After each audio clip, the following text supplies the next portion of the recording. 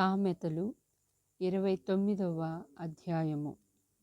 ఎన్నిసార్లు గద్దించినను లోబడినవాడు మరి తిరుగు లేకుండా హఠాత్తుగా నాశనమగును. నీతిమంతులు ప్రబలినప్పుడు ప్రజలు సంతోషించురు. దుష్టులు ఏలునప్పుడు ప్రజలు నిట్టూర్పులు విడుతురు. జ్ఞానమును ప్రేమించువాడు తన తండ్రిని సంతోషపరచును. వేశ్యలతో సాంగత్యము చేయువాడు అతని ఆస్తిని పాడు చేయును. న్యాయము జరిగించుట వలన రాజు దేశమునకు క్షేమం కలుగజేయును. లంచములు పుచ్చుకొనువాడు దేశమును పాడు చేయును. తన పొరుగువానితో ఇచ్చకములాడువాడు వాని పట్టుకొనుటకు వలవేయువాడు. దుష్టుని మార్గమున బోనులు ఉంచబడును. నీతిమంతుడు సంతోషగానములు చేయును.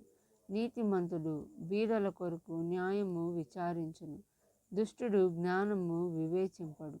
అపహాసకులు పట్టణము తల్లడిల్లజేయుదురు. జ్ఞానులు కోపము చల్లార్చెదరు. జ్ఞాని మూఢునితో వాదించినప్పుడు వాడు ఊరకుండక రేగుచుండును. నరహంతకులు నిర్దోషులను ద్వేషించుదురు.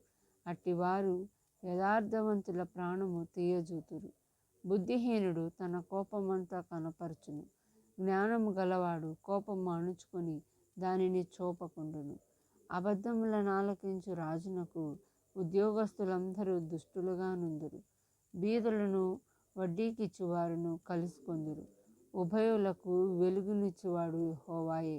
ఏ రాజు దరిద్రులకు సత్యముగా న్యాయము తీర్చునో ఆ రాజు సింహాసనము నిత్యముగా స్థిరపరచబడును.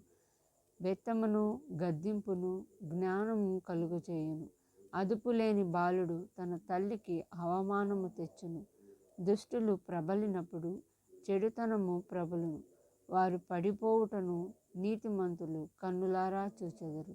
నీ కుమారుని శిక్షించిన ఎడల అతడు నిన్ను సంతోషపరచును. నీ మనసుకు ఆనందము కలుగజేయును.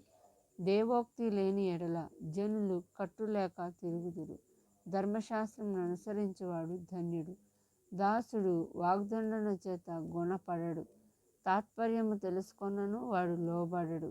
ఆతురపడి మాటలాడు వాని చూచితివా? వానికంటే మూర్ఖుడు సులువుగా గుణపడును. ఒకడు తన దాసుని చిన్నప్పటి నుండి గారాభంగా పెంచిన ఎడల తుదిని వాడు కుమారుడుగా ఎంచబడును. కోపిష్ఠుడు కలహము రేపును. ముంగోపి అధికమైన దుష్క్రియలు చేయును. ఎవని గర్వము వానిని తగ్గించును. వినయ మనస్కుడు ఘనత నొందును. దొంగతో పాలుకూడువాడు తనకు తానే పగవాడు. అట్టివాడు ఒట్టు పెట్టినను సంగతి చెప్పడు. భయపడుట వలన మనుషులకు ఉరి వచ్చును. యెహోవాయందు నమ్మిక ఉంచువాడు సురక్షితముగా నుండును. అనేకులు ఏలువాని దయ కోరుచుందురు. మనుషులను తీర్పు తీర్చుట యెహోవా వశము. దుర్మార్గుడు నీతిమంతులకు హేయుడు. యథార్థవర్తనుడు భక్తిహీనునికి హేయుడు.